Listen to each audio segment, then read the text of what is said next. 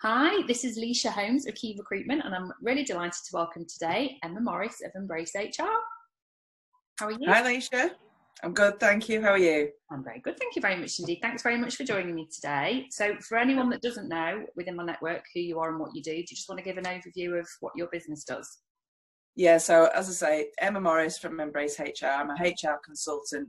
I support businesses from very small businesses to really large organisations, doing all kinds of things from under normal circumstances, policy work, investigations, training for managers, all that kind of thing, really. So, yeah, lots of employee contacts, lots of employer contacts. Fantastic. And obviously you and I have met through the Ramsbottom connections. Yeah. You were a wonderful speaker at our Inspire event last year as well. Thank you. So that was an initial introduction to my network. But I think for me, with Key Recruitment, the client base that we've got, I mean, it's very broad across all markets, but a lot of our client base are owner managed businesses that don't actually employ an HR specialist. So when you and I spoke the other day, we thought it'd be really advantageous to give people an overview of what is the hottest topic at the moment, which is obviously furloughing, but also Absolutely. if they do want to get in touch with you about broader HR issues, then all your contact information will be hopefully attached to the video if it works, and if not, it'll be just we'll make sure it's both on our profile. So I think we'll keep it very specific to furloughing for now. So for those in my network who are currently seeking a new job, who are currently furloughed, what would your advice be to them as to whether they can actually look for a job, and should they be seeking a new role if it was a like for like, for example, so they're already in recruitment looking for another recruitment job? And then the second part of that question is for somebody like myself who is a recruiter, should we be discouraging them to look for a new job whilst they're furloughed? What would your advice be? Okay, so there's two distinct aspects to this, really. So it depends on whether somebody is looking for a job whilst they're still employed and it's a supplementary job. And what I would say with that is you can be put on furlough by one employer and continue to work or do work for another employer. What I would suggest is that you look at your contract of employment to see whether there are any restrictions within that. So that you're looking for non-compete clauses. You might be looking for clauses around whether there's restrictions about the hours of work. So if there's something in there that says you can't work 9 to 5 whilst you're working for us, that kind of thing. So you are able to do some work providing you're not going to breach any contract. If you're not sure about the contract, then it might be worth having a chat to the employer and saying, look, how would you feel about this? Secondly, if somebody does think that there might be a risk of returning to business as usual, and they want to seek more new work, then they're absolutely permitted to do so. So bear in mind that an employer can still make somebody redundant whilst they're on furlough or when they return from furlough. So if somebody's thinking, this might be a good time to review my options, yeah, absolutely fine. If somebody's offered a new position and it's a brand new position, then they just need to follow the normal rules of resignation and just follow that and give their employer notice in the usual way.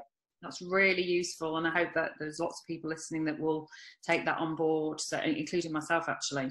So for employers listening, how often should you be maintaining contact with the staff that you've actually furloughed? So what is acceptable, and then what could potentially be breaching the rules in terms of contact?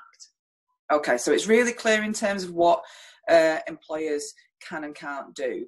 You can't ask your employee to do any work that makes money for your organisation or a linked organisation, and any work that provides a service for your organisation or any linked organisation. But an employee can take part in volunteer work, they can take part in training, providing it doesn't do the revenue generation or provide the service. And in fact, some of the guidance says that furloughed employees should be encouraged in taking part in training. So if there is things like that that employer wants to offer, providing that they're not sort of putting pressure on the employee to do it, then absolutely fine. They must pay the national minimum wage for any training work that's done. So say somebody does a day's worth of training work, for example, you've got to pay your national minimum wage for that, even if that means then that it's higher than what the normal wage would be. So you've got to pay 100% of that. And my understanding is that that doesn't break the furlough, it doesn't breach the terms. The other things, I think, what we're seeing is some people will absolutely relish the time of being furloughed. It gives them more free time to spend with the kids or whatever. But some people might find it really, really difficult. Some people might have heightened anxiety. It might affect their mental health. It might lead to some employees feeling more isolated. So I think it is important and maybe even crucial for employers to still maintain some form of contact with their employees. So communicate open with them about what's happening with the business, why this has been done, you know, how it affects the business. Allow them to contact you whilst you're on furlough and provide the means for doing that. Might be via email or they can ring. Encourage them to take up a new project, learn new skills, do volunteer work, that kind of thing. You can even set up team WhatsApp groups or webinars, that kind of thing.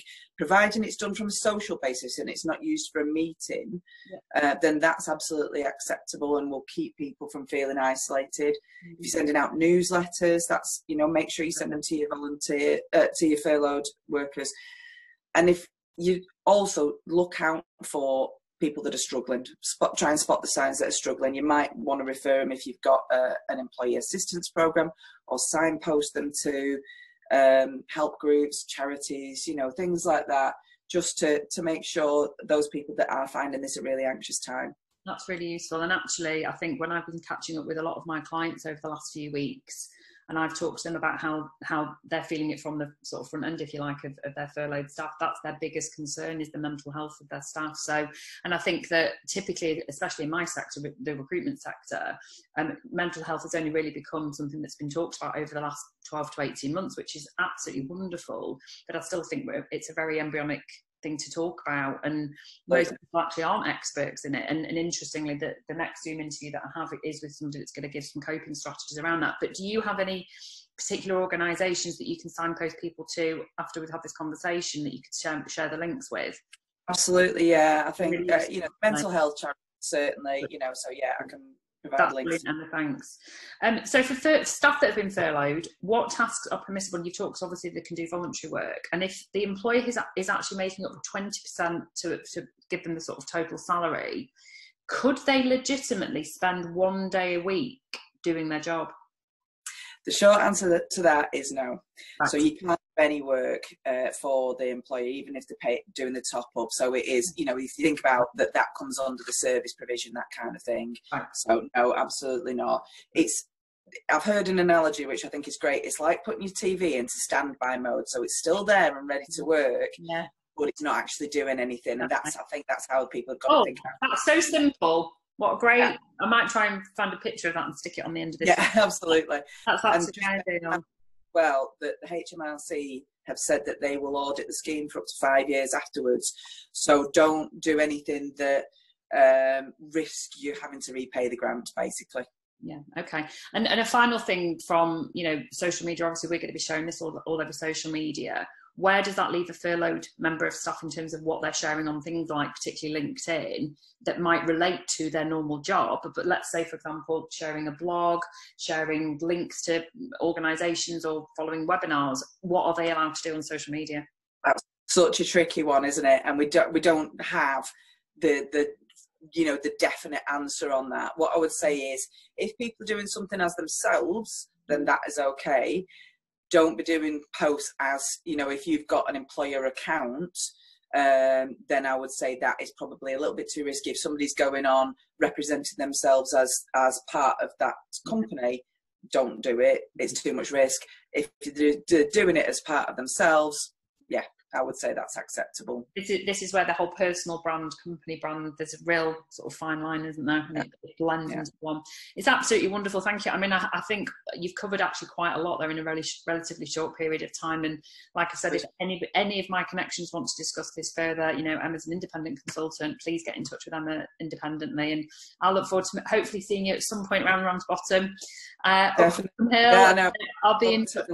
And thanks for all your help with me with regards to Shannon and my business too. You've been really useful, honestly. You've been wonderful. No problem.